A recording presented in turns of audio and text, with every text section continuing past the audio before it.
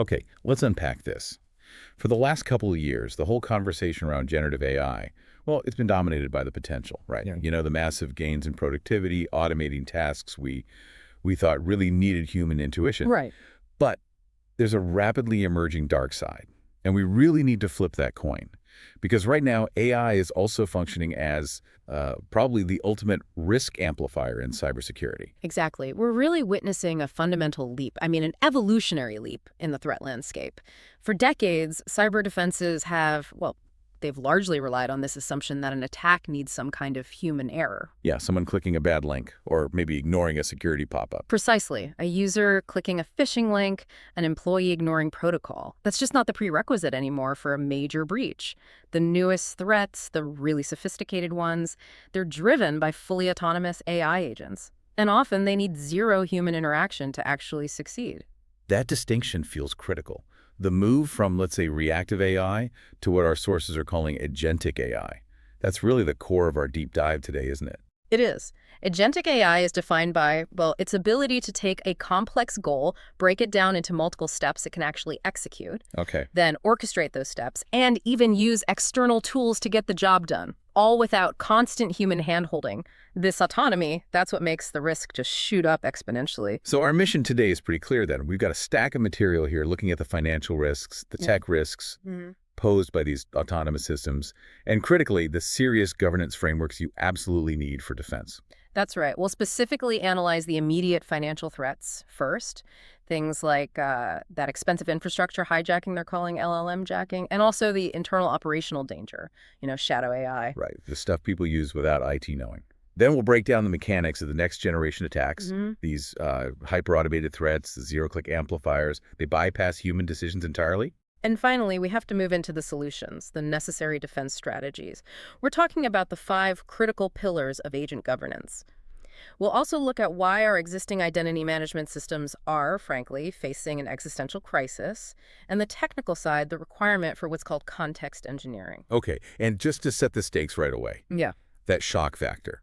We mentioned this earlier, but we're talking about threats that can quietly rack up an organization's cloud bill by, what was it, up to $46,000 a day? That's the figure reported, yes. $46,000 per day. And you wouldn't even know what's happening until that massive monthly invoice just lands on your desk? Yeah. That's the kind of silent, sustained financial attack we're now facing. Oh, Okay, let's start right there. That terrifying cost metric, it's tied directly to LLMjacking. And this isn't just, slapping a new name on an old type of cloud attack, is it? This is specifically about resource theft driven by the cost of Gen AI itself. Absolutely. LLMjacking is a very specific flavor of cloud security threat. It focuses almost entirely on financial resource abuse, the core motivation.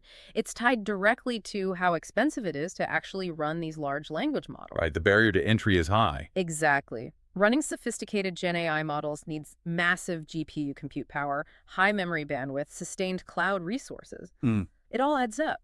Attackers saw this cost constraint and they realized, hey, we can just externalize that massive operating expense onto someone else, onto the victim. So if a criminal group wants to run a complex, maybe a state-of-the-art LLM for, illicit purposes, generating deepfakes at scale, automating complex fraud, it's actually cheaper and safer for them to just steal compute time on someone else's cloud infrastructure than to pay for their own legally. Cheaper, safer, less traceable. Precisely. We used to worry about cryptojackers, right? Stealing little bits of CPU power to mine Bitcoin. Yeah. Annoying, but often kind of low impact financially. Yeah, right. LLMjacking is on a completely different scale. Attackers are hijacking cloud environments that were built for high-performance computing.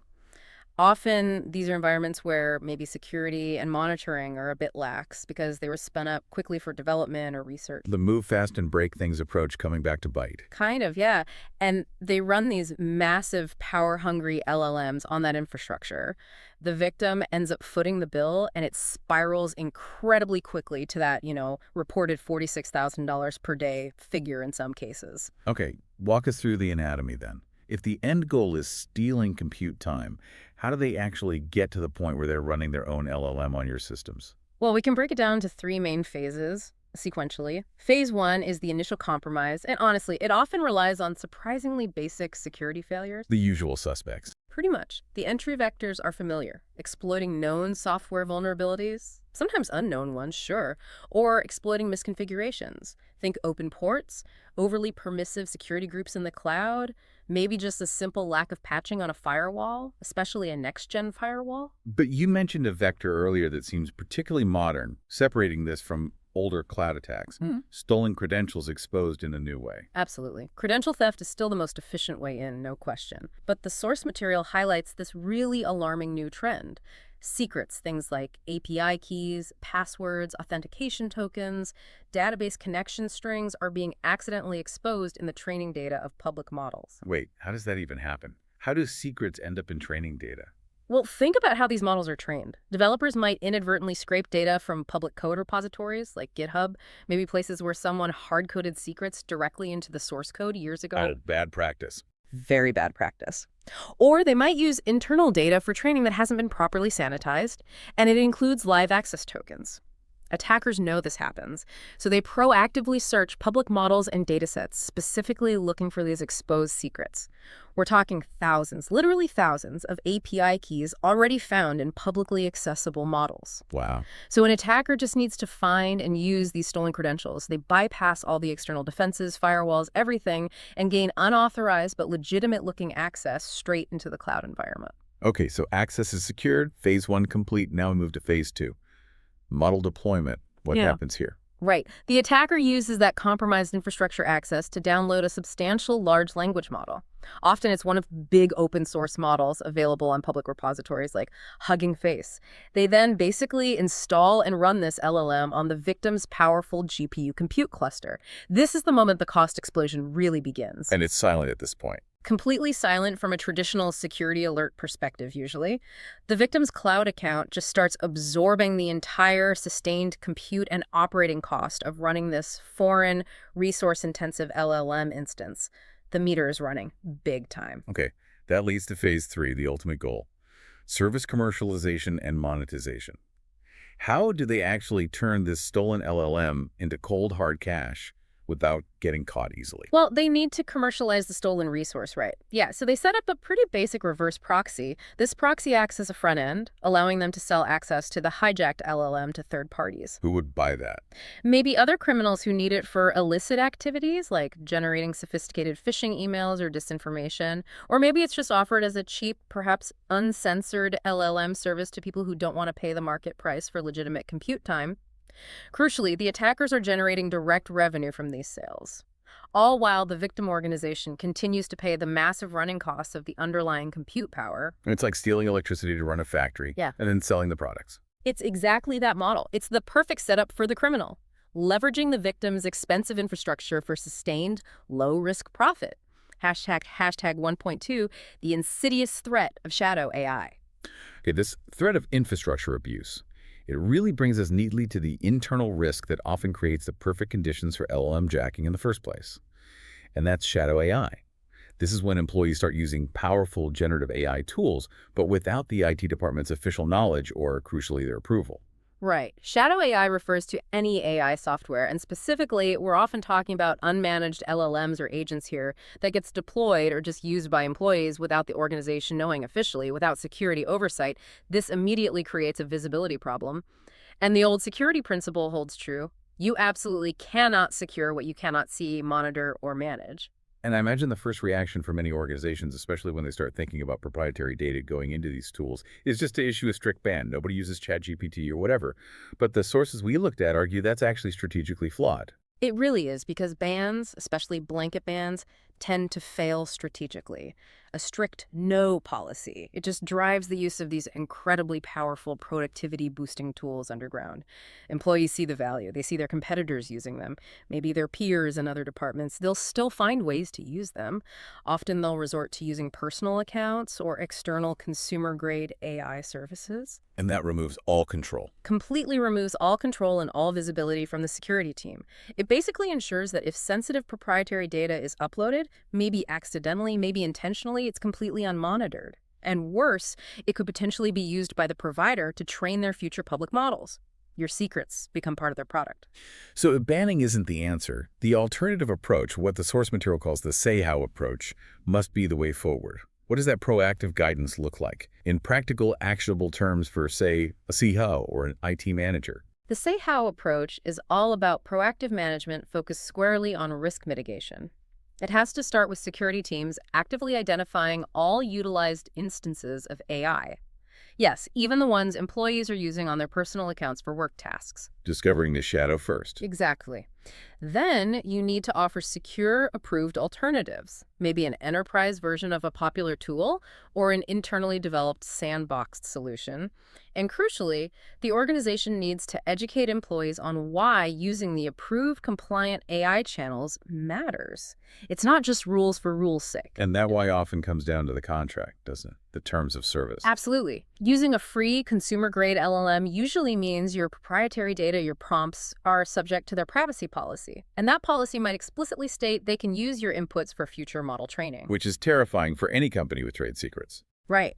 But using an enterprise-grade API, for example, typically comes with strong contractual security clauses, guarantees that your data is isolated, encrypted, and definitely not used for training their general models.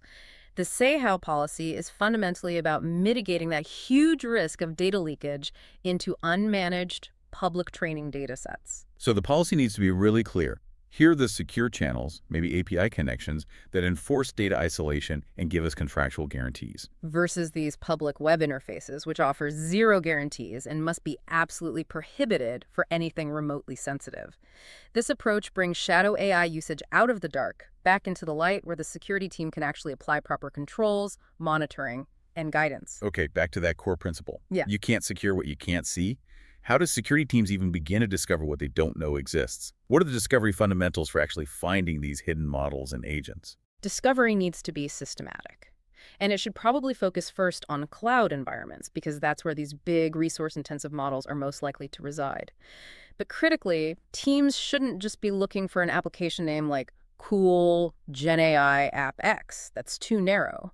They need to focus their search on identifying the 3 core components that are present in any AI deployment, whether it's officially sanctioned or completely shadow AI. Okay, what are those 3 components we should be looking for? First, obviously the model itself. This is usually a large file, maybe a checkpoint file or a wait file. It's the actual brain of the AI. You might spot it through large file transfers or look for sustained, unusually high GPU utilization on certain servers. Okay, the model.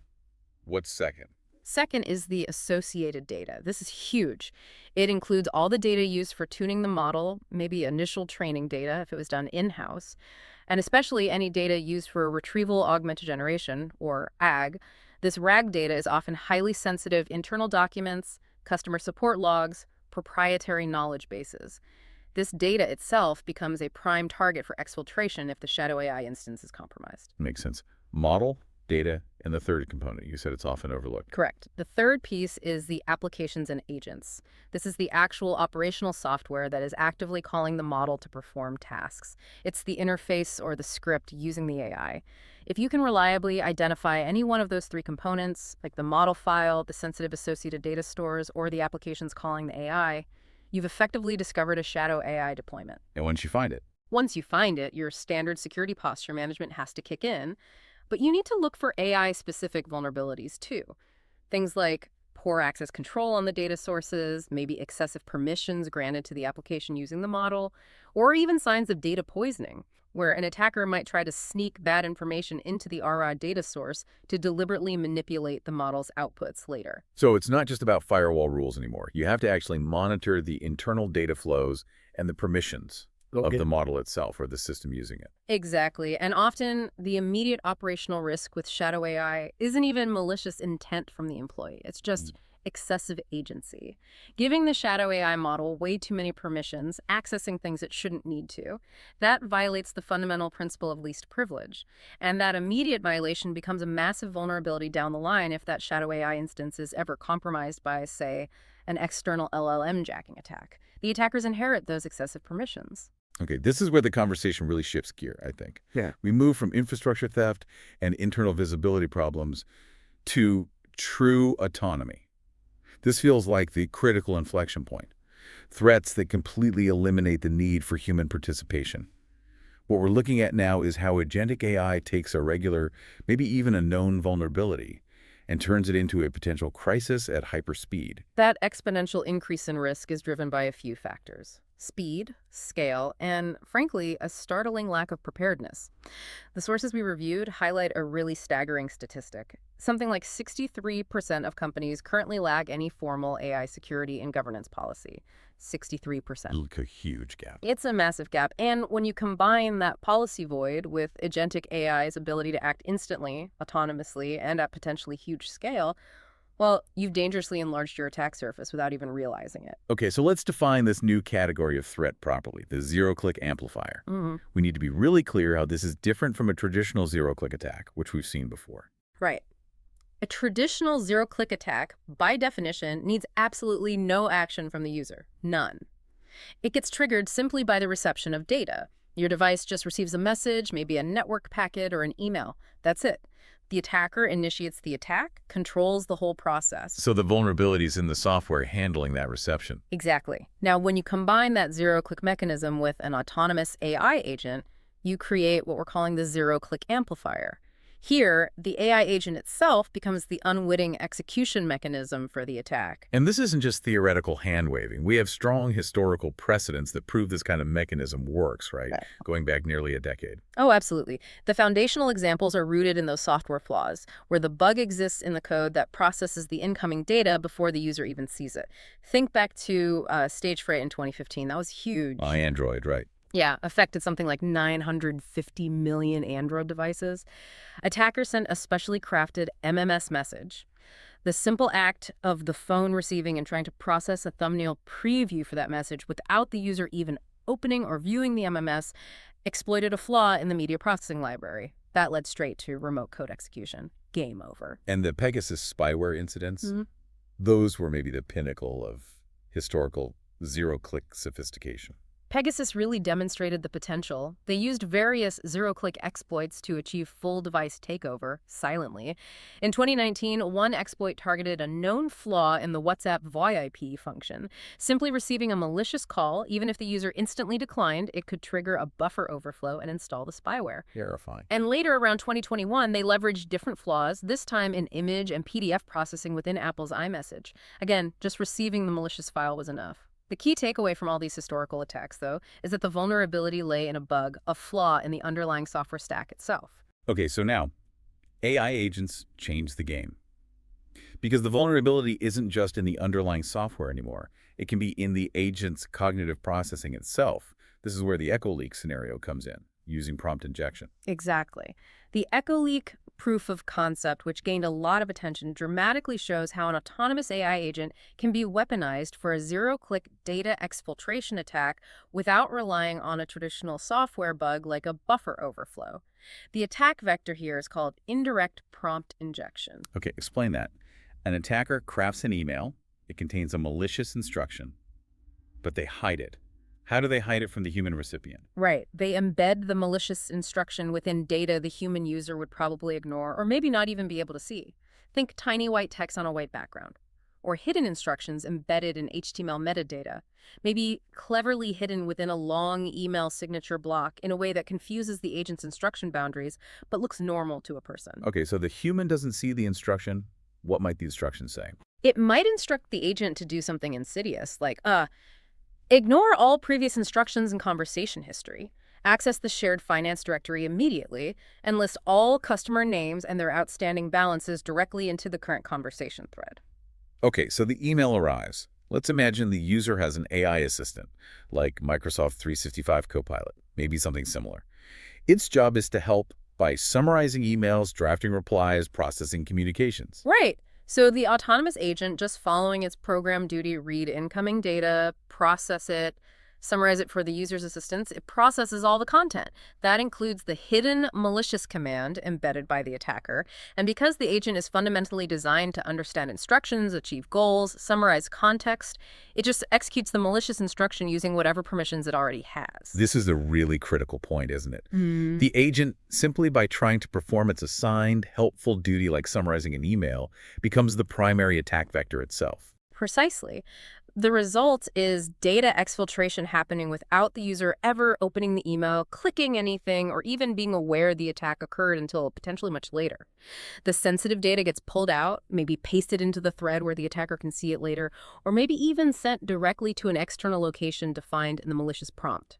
It's a complete bypass of the human element in the attack chain, and it forces us to fundamentally rethink our defense philosophy. Yeah, it moves way beyond just perimeter defense like firewalls. Totally. It moves towards internal cognitive control. How do we control the agent's intent? How do we control its capabilities and interpretation, not just guard the network boundary? So the defense challenge shifts dramatically. It's less about blocking malware signatures and more about controlling the agent's interpretation of reality, its permissions. That implies things like strict isolation, sandboxing the agent's environment, and having incredibly tight controls around these non-human identities. Hashtag 2.2 malware's shift to profit in the AI future. Okay, the rise of these AI agents is clearly the future, maybe the scary future. But we also need to recognize how AI is accelerating the evolution of, let's call it, traditional malware as well. Our sources categorize this evolution quite clearly. There was an early phase focused mostly on disruption or maybe ego, moving to today's landscape, which is almost entirely focused on maximizing financial profit. Yeah, that's a good summary. Phase 1 malware. Back in the day, it was often loud, visible, disruptive. Think about early viruses like I Love You. Spread rapidly, but needed human interaction clicking the attachment.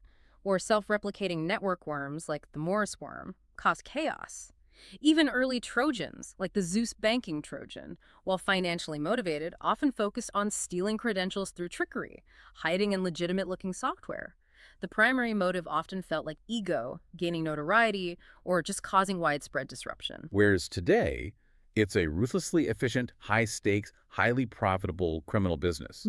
Phase 2 malware seems focused on being quiet, persistent, and surgically targeting the highest possible financial returns. Absolutely. The prime example, the dominant force today, is ransomware, and even that has evolved significantly into what's commonly called the double extortion model. Right, they don't just lock your files anymore. No, they don't just encrypt the victim's data and demand a ransom for the decryption key. That's almost old school now. Before they encrypt, they first exfiltrate a large copy of your most sensitive data, business secrets, customer lists, maybe proprietary source code, embarrassing emails. Then they encrypt the live systems, and they threaten to publish the stolen data publicly if you don't pay the ransom. This exponentially increases the pressure on the victim, the reputational damage, and therefore the likelihood of payment. And we also noted the rise of these really specialized threats, like info stealers. They seem almost perfectly adapted to feed the supply chain for subsequent bigger attacks. That's a great way to put it. Info stealers are specialized malware designed just to vacuum up credentials, usernames, passwords, plus personally identifiable information, PII, financial details, browser cookies, anything valuable. They are massively on the rise. Some reports say up 84% year over year, precisely because they feed the most critical element of modern cybercrime: stolen credentials. The criminal philosophy is crystal clear. Logging in with stolen, valid credentials is infinitely easier, faster, and less traceable than trying to hack through a complex, well-protected network perimeter. Makes sense. We also mentioned cryptojackers earlier stealing CPU or GPU power for crypto mining. That feels like the closest historical parallel to LLMjacking, just in terms of pure resource theft. Yes, exactly. Cryptojacking really proved the model that quietly stealing compute time could be a sustained, low-effort revenue stream for attackers. LLMjacking is simply the next evolution of that same motive. It just shifts the target from stealing relatively small amounts of CPU cycles for cryptocurrency mining to stealing massive, expensive GPU cycles for running state-of-the-art large language models, which, right now, are far more valuable and resource-intensive to run than simple crypto mining was. Okay, so looking ahead now, how does AI supercharge this already highly profitable criminal ecosystem? We're talking about AI transforming both the creation side and the execution side of future malware, aren't we? We are. On the creation side, AI drastically lowers the barrier to entry for less sophisticated criminals. It democratizes cybercrime tools. We've seen studies, peer-reviewed research, demonstrating that advanced LLMs like GPT-4 can already automate the writing of working exploit code for known vulnerabilities given the right prompts. More critically, perhaps, they can automate the complex tactics, techniques, and procedures, the TTPs, of entire attack campaigns. Imagine, a relatively low-skilled criminal can now instruct an AI to perform detailed reconnaissance on a target company, generate a highly convincing spear-phishing campaign tailored to specific corporate structures or roles, and even craft a unique, fully operational malware payload designed to bypass existing defenses. So it potentially turns weeks or months of high-level human development work into, what, a few minutes or hours of careful prompt instruction? That's the potential, yes. Yeah. The acceleration is staggering. Now, on the execution side, the malware itself will become adaptive. It will become intelligent. Future malware will likely use embedded AI or small specialized models to change its own signature or behavior in real time. This allows it to actively evade both behavioral analysis tools and traditional signature-based scanners. Polymorphic malware on steroids. Exactly. It could autonomously identify the weakest points, the soft targets, within a compromised network. It could adapt its lateral movement path on the fly, changing communication protocols, modifying payloads, varying its timing, all specifically to avoid detection by the deployed security tools. This means security teams, the human defenders, will be fighting machines that learn, adapt, and move potentially much faster than humans can possibly analyze and respond. And we absolutely cannot overlook the threat of deepfakes in this context. Leveraging generative AI for social engineering, targeting that oldest, often weakest link in the security chain, the human user. Deepfakes are poised to become the ultimate social engineering tool, unfortunately. The ability to generate increasingly realistic voice and video fakes means an attacker could, for instance, send a voice message that sounds exactly like the chief financial officer. Yeah. Urgently requesting an immediate but fraudulent wire transfer, or maybe demanding sensitive access credentials using the CEO's voice. It bypasses a lot of human skepticism because the auditory proof, or maybe even visual proof in a video call, seems absolutely undeniable and trustworthy. It hits our basic human trust mechanisms. Okay, we've spent a good chunk of time painting a pretty terrifying landscape here. The threats are autonomous, they're hyperfast, driven by huge financial incentives. Now we need to turn to defense, and this raises a really important question. What are the basic defenses? The foundational cybersecurity hygiene that just has to be impeccable to mitigate both traditional threats and these new AI-driven risks. Because, you can't really govern a sophisticated AI agent if it could just be bypassed because someone clicked a phishing link and gave up their password.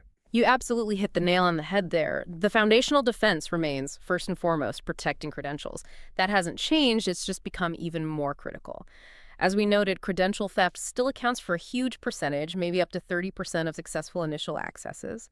It provides that clean, legitimate-looking entry point for both LLMjacking and for deploying malicious autonomous agents.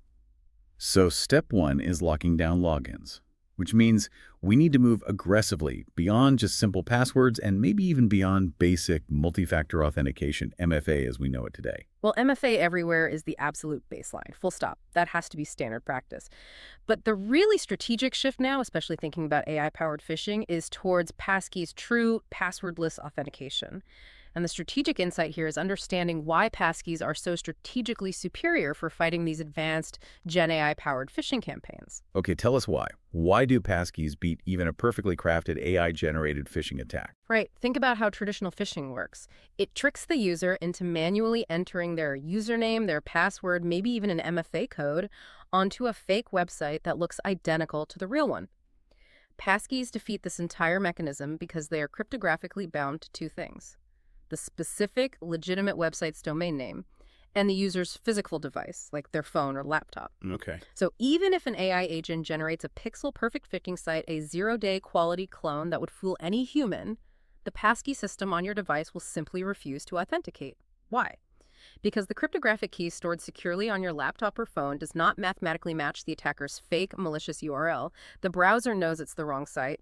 The user cannot be fooled into entering the secret because the secret never leaves the device unless the domain name is 100% legitimate and verified. Ah, okay. So it makes traditional credential harvesting basically irrelevant for sites using passkeys properly.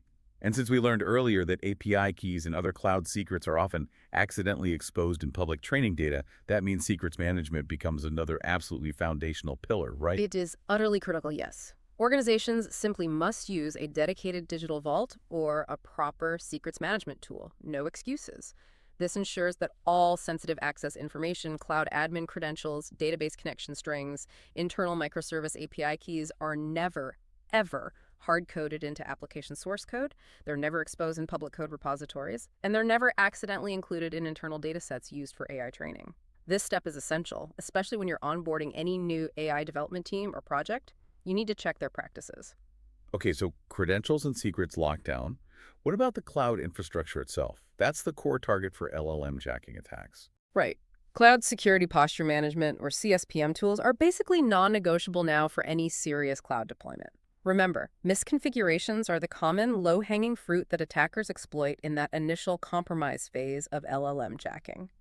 CSPM tools proactively, continuously scan your cloud configurations against defined security best practices, CIS benchmarks, NIST guidelines, etc. They identify and can often automatically remediate common issues like overly permissive security group settings, accidentally exposed storage buckets, open management ports, unnecessary global access before they can be found and exploited by attackers. Proactive hardening. Exactly. And let's not forget basic patching. Timely software updates are still essential, particularly for critical network components like next-gen firewalls, which we know zero-click attacks frequently target by exploiting known vulnerabilities. Keep patching. Okay, and circling back one more time to that potential $46,000 a day threat from LLMjacking. You mentioned continuous monitoring is key, but why is a billing alert often faster and maybe more acute than a traditional security alert in detecting this specific threat? That's a great point. Continuous monitoring of network traffic, access logs, API calls using standard SIEM security information and event management systems is, of course, standard practice and necessary. But in the specific case of LLMjacking, the most critical, often the first alarm signal, is that massive, sudden, and completely unexplained jump in your cloud spending records, particularly GPU instance hours. A money trail. Follow the money. A SIEM system might take time, hours, maybe even days, to ingest, analyze, and correlate the subtle access patterns of a newly deployed hijacked LLM. It might look like legitimate traffic initially. However, a billing alert, a sudden, massive spike in GPU hours or egress bandwidth charges is an acute, immediate, undeniable signal of resource misuse. That bill alert absolutely must trigger an instant security investigation. It can often provide warning hours, maybe even days, before traditional log analysis would flag the underlying security problem. Monitor your cloud bill closely. All right, now we need to get into the really complex terrain governing the autonomous AI agents themselves. Because as you said, autonomy inherently means risk. And if we're going to deploy agents that can assess situations, make plans, and then execute those plans using real-world tools, we absolutely must have a structured framework for control. Our sources propose a governance structure based on 5 essential pillars. Yes, and this kind of framework is necessary because our traditional IT controls, our existing governance processes, they were mostly designed for deterministic systems, for software that does exactly what it's told every single time. Right, predictable. Exactly. They were not built for systems that can learn, assess situations independently, and then act on their own volition based on that assessment. We definitely need technical guardrails, which we'll talk about, but those technical controls must be underpinned by a robust, clear governance structure that enforces accountability and defines the rules of engagement for these agents. Okay, let's focus on the first 3 pillars initially. Pillar 1 is alignment. This sounds like it's about ensuring the agent actually acts in line with the organization's values and goals, not just its raw programming logic. Alignment is fundamentally about building auditable trust between the human organization and the autonomous agent. It's not enough for the agent to achieve a goal, it needs to achieve the right goal in the right way. To make this concrete, we must define clear metrics for something called goal drift. These are measures that can automatically detect when an agent starts to deviate significantly from its original intended purpose or constraints, even if that deviation seems logical or efficient to the agent. Okay, but how do you actually measure something like goal drift? A sophisticated listener, maybe someone building these systems, needs to know how to operationalize that concept. It sounds a bit abstract. It's a fair challenge. We operationalize it by defining very clear, measurable performance mandates up front, and then automating audits that constantly check the agent's actual performance against those specific mandates. Let me give an example. Let's say the Human Governance Board mandates that a new automated travel booking agent must achieve a 95% compliance rate with all corporate travel policies regarding preferred airlines and hotel price caps. Okay, clear mandate. Right. Now, the agent might find it faster or slightly cheaper to book outside those policies sometimes. If monitoring shows the agent, perhaps in optimizing for speed or perceived cost savings, only meets an 80% compliance rate over a given period. That 15% deviation is the actionable goal drift metric. That measured drift must then trigger a review, maybe a retraining, maybe a tightening of the agent's constraints. You're constantly monitoring not just the final output, was the trip booked, but the agent's adherence to the initial human-defined mandate. Was it booked correctly? Got it. That makes it much more tangible. Okay, pillar 2 is control. This sounds more straightforward, operating within clearly defined boundaries. This is where we impose hard limits on the agent's actions and power. Correct. Control measures are about establishing those hard boundaries. This includes defining mandatory human-in-the-loop HITL rules. The agent absolutely must require explicit human intervention and approval for certain predefined high-risk actions. Things like initiating a financial transfer over a certain threshold, or deleting critical data, or making a major change to a production system.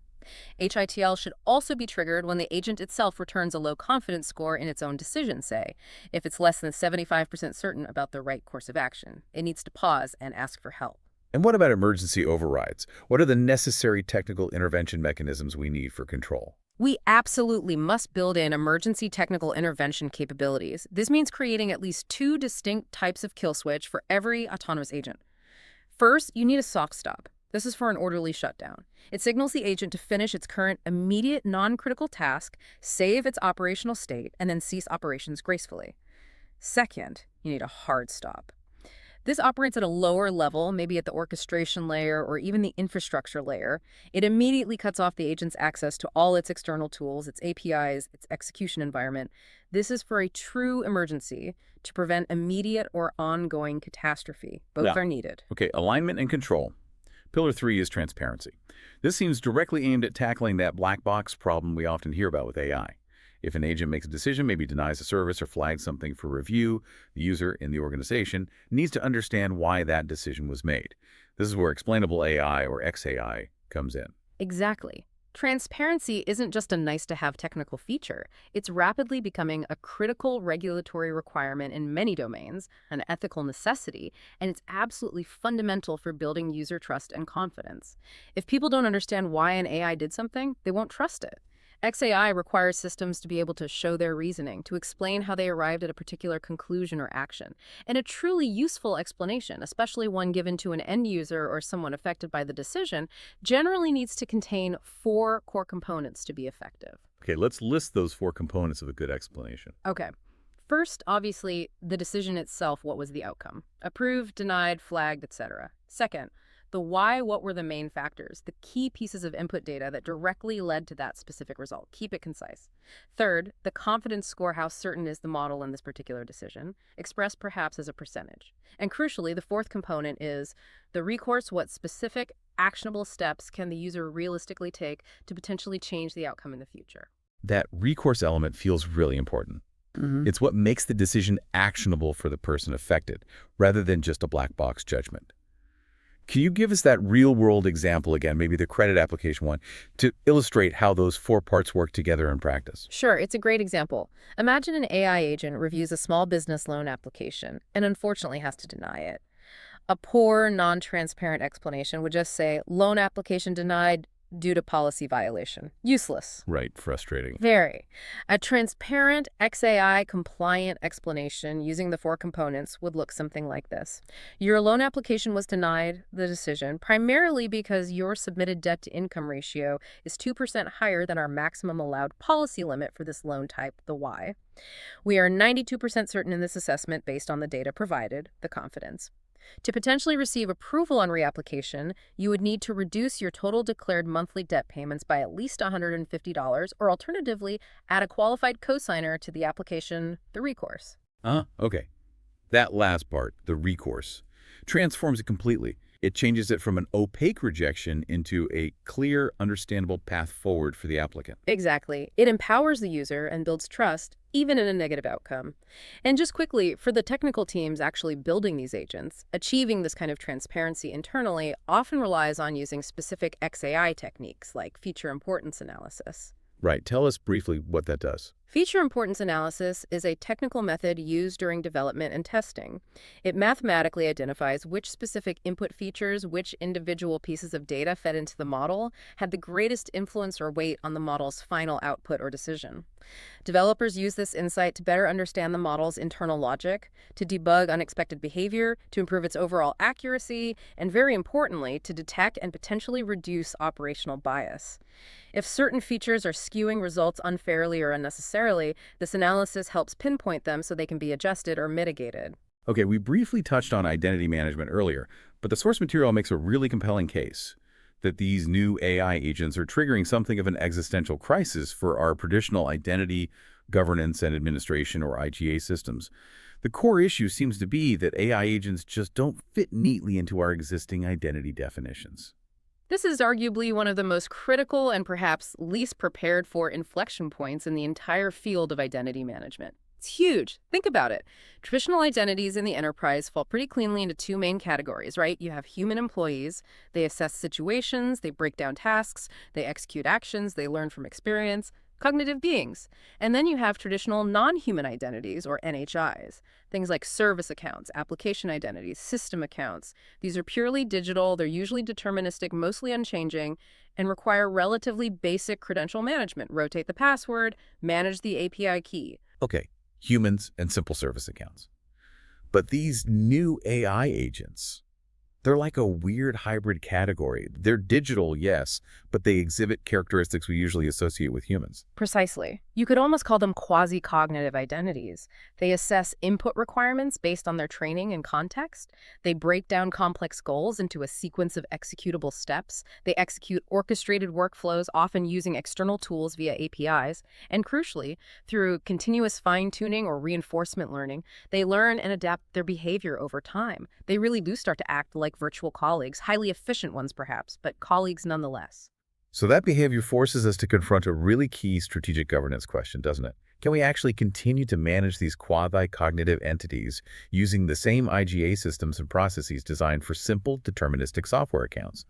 Or do they fundamentally require a totally new management category with different controls and oversight? That's the million-dollar question, or maybe the billion-dollar question given the scale, because the source material highlights a massive looming scaling challenge here. Right. How many of these agents are companies realistically going to need to manage, say, relative to their human workforce?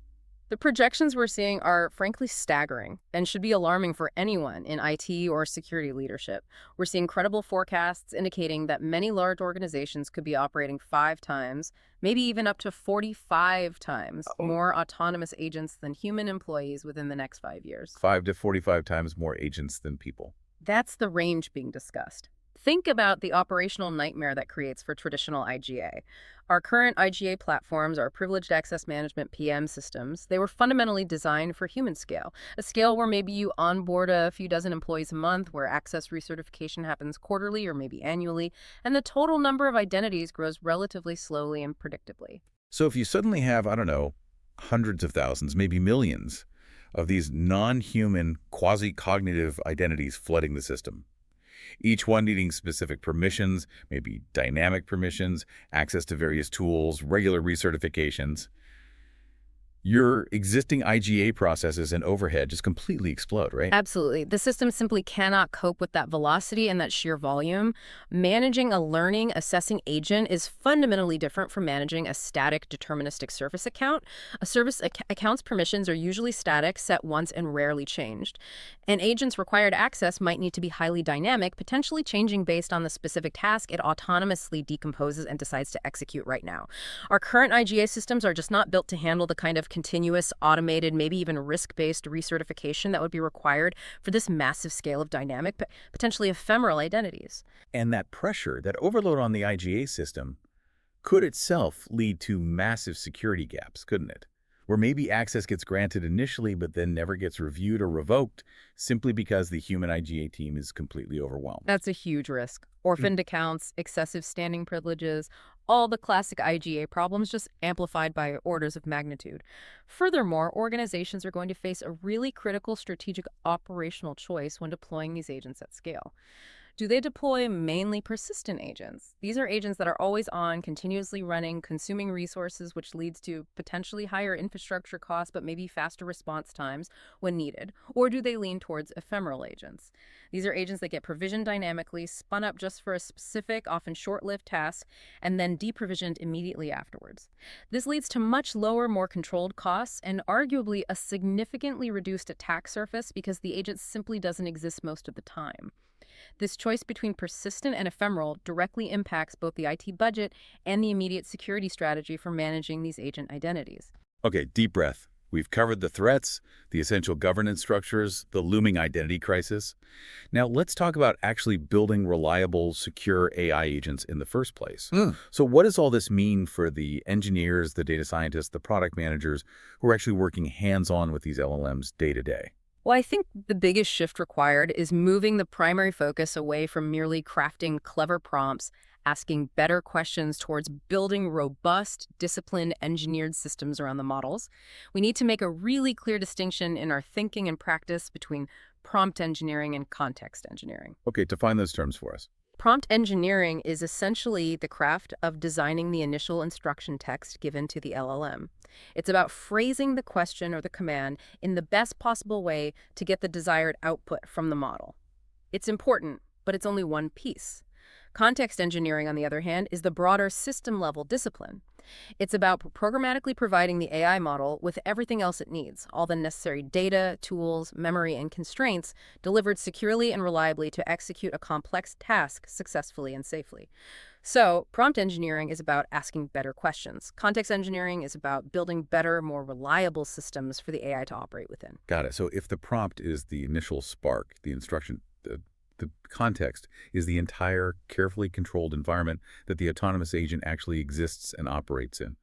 What are the core essential components that need to be securely engineered into this context engineering environment for an agent to be reliable? Based on the materials, there seem to be four critical components that must be consciously designed and engineered into almost any sophisticated agent workflow. First is memory. The agent needs mechanisms for both short-term memory and long-term memory. Okay, what's the difference in this context? Short-term memory usually involves techniques for summarizing the current conversation thread or recent interactions. This helps the agent stay coherent and remember immediate context, especially given the limited context window size of many LLMs. Long-term memory is about persistence. This typically uses secured vector databases. These allow the agent to store and efficiently retrieve highly structured information over time, things like user preferences, learned from past interactions, historical actions taken, maybe approved company facts or procedures it needs constant access to. Okay, so memory gives the agent continuity, Yeah. but it also needs to track complex, multi-step processes, right? So it doesn't get lost halfway through. That's the second critical component, state management. If an agent is designed to perform a complex, multi-stage task, let's go back to managing a full-cycle IT service request, for example. State management is the mechanism that tracks the progress through that sequence. Has the user confirmed the incident severity? Yes. Yeah. Was the automated diagnostic tool run successfully? Yes. Has the ticket been escalated and transferred to the Level 2 network specialist team? Not yet. Plan next. Properly tracking this state prevents the agent from losing context mid-task, which can lead to it repeating steps, asking redundant questions, or making conflicting or even dangerous actions because it forgot what happened earlier. Losing state can be a huge vulnerability. Makes perfect sense. The third component you mentioned earlier was Retrieval Augmented Generation, or RAG-G. This is what connects the LLM to external, factual, presumably secured knowledge sources, helping to prevent those dreaded hallucinations or just making stuff up. RAG is absolutely essential for grounding the agent in verifiable truth and ensuring it adheres to corporate compliance or specific knowledge bases. A well-engineered RAG system ensures that external knowledge isn't just randomly dumped into the LLM's prompt hoping for the best. That's inefficient and risky. Instead, the RAG system intelligently retrieves only the most contextually relevant snippets of information from a trusted, curated knowledge source at the moment they are needed. For example, if the user asks about expense policy for meals while traveling, the RAG system should retrieve just the two specific sentences on meal reimbursement limits from a 50-page company travel policy document, not the whole thing. This highly targeted just-in-time injection of fact-based, secure context ensures the agent acts more plausibly, accurately, and most importantly, compliantly with established rules. Okay, memory state management, RAG for grounding. And finally, agents need to actually do things in the real world, which brings us to the fourth component, tool access. This is the interface between the agent's decision-making and the actual execution layer. Exactly. Tool access defines the agent's capability to interact with and act upon external systems. Whether that's calling a secured internal database, executing a piece of code in a sandbox, or using a third-party API to, say, book a flight, reset a password, or update a server configuration. Crucially, context engineering must ensure that these tools are exposed to the agent through clean, well-defined, and highly constrained interfaces, and access must be governed strictly by role-based access control (RBAC) policies. The agent must be explicitly limited only to the tools and actions necessary for its specifically assigned duties. A travel booking agent, for instance, should have absolutely no technical capability to access the finance department's payment APIs or the HR department's employee database, even if it autonomously decided that might somehow help optimize its travel booking goal. This is the technical implementation of the principle of least privilege, but applied rigorously to cognitive autonomy. Define the role, grant only the necessary tools. Hashtag tag outro. Wow.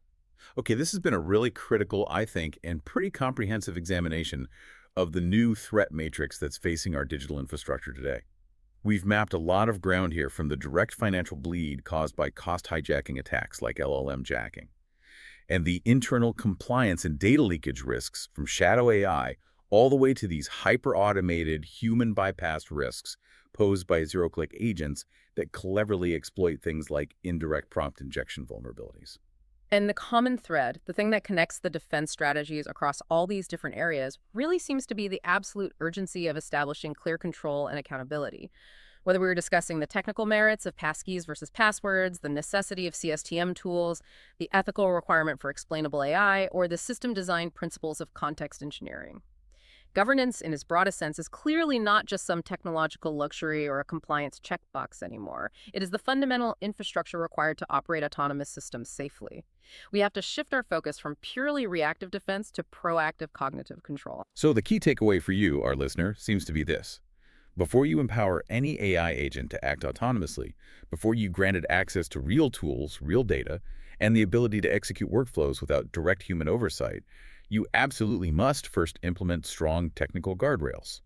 Things like sandboxing its execution environment, strictly limiting its tool access via RBAC, implementing robust identity management specifically for agents, and underpinning all of that with a robust, clearly defined governance framework, perhaps built on those 5 pillars we discussed: alignment, control, transparency, and the others.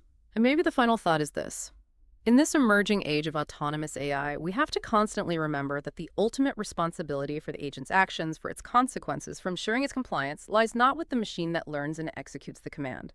That responsibility lies squarely, unequivocally, with the human leaders who conceive the system, who implement the controls, and who monitor its ongoing performance and alignment. The machine executes. The human must establish, enforce, and continually refine the laws it operates under. A powerful closing thought. So the question left for you is, what steps will you take, starting next week, to secure your piece of the digital world against a new kind of actor that might soon be moving 45 times faster than your human workforce can react?